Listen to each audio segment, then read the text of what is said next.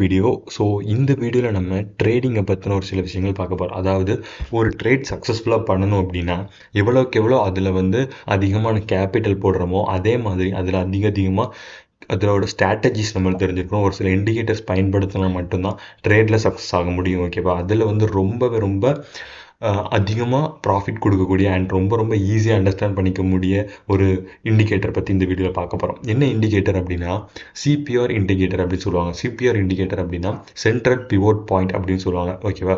Central pivot range அப்படின்னு சொல்லுவாங்க. என்ன அப்படின்னா அந்த பிவோட் ரேஞ்சை வச்சு நம்ம வந்து பண்ணுவோம். ஓகேவா? ஸோ இந்த சிபிஆர் இண்டிகேட்டரில் 3 விஷயங்கள் இருக்குது.